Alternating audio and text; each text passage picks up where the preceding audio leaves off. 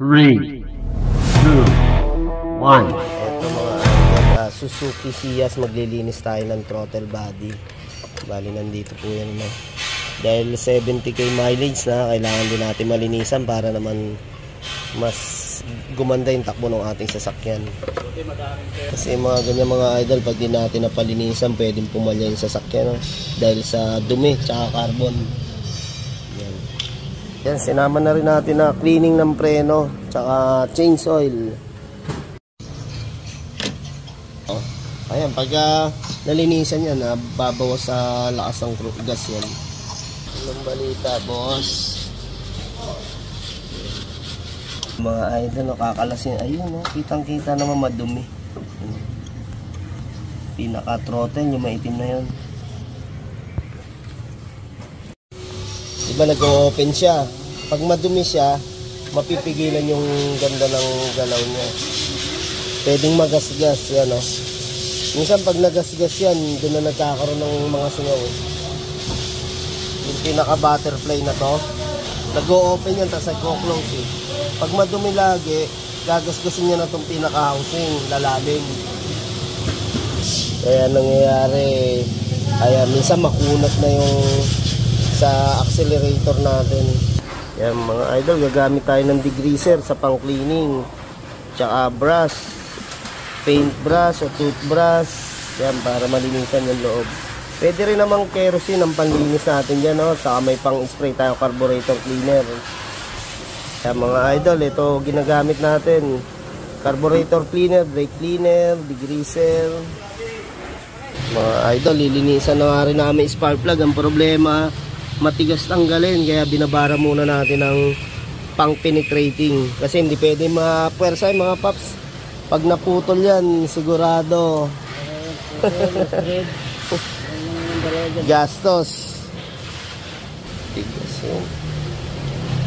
Balik-balik mo lang kuya para ano. Tigas. Hindi normal yung higpit, ano. Kaya maganda mga idol, papaklining nyo rin yung spark plug para hindi naman kumapit ng sobrang higpit. Kasi meron yan, napuputulan ng spark plug, ano. Kailangan mo ibaba yung cylinder head pag naputol yan.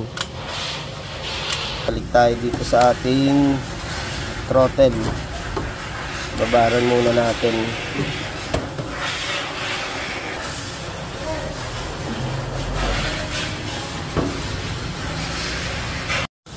Yan mga boss, nagpalit na rin kami ng spark plug ni idol dahil nga medyo pudpud na rin, ano. Kung makikita natin yung pinaka-tip na yun, maiksi-miksi na compare sa bago, oh. Gumamit din tayo ng Suzuki parts number niya, yan, oh. NGK. Bait naman mekaniko to, talagang hindi lang brakes ang nilinis.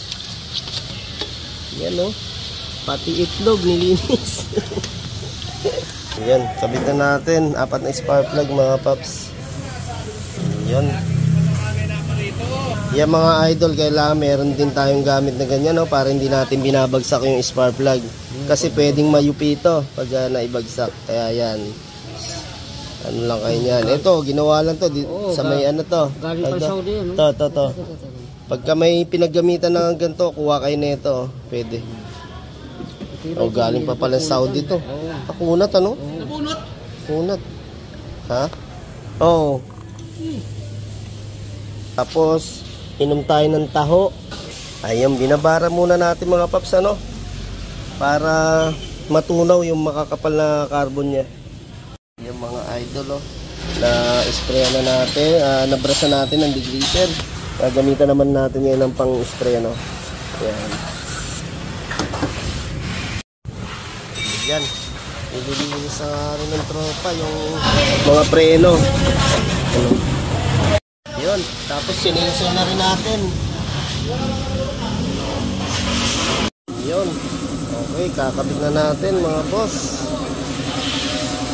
Suzuki.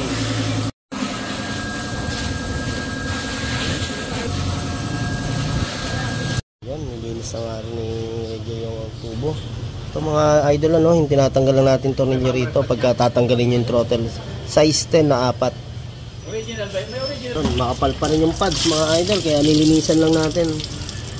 Jipoy, takpi na Jipoy. Wala.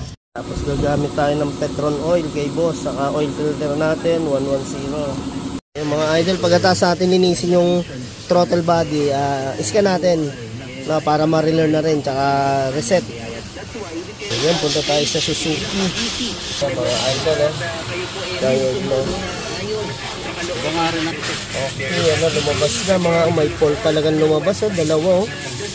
Ayan mga idol, pag dito tayo sa immobilizer tsaka BCM, nire-reset lang natin to.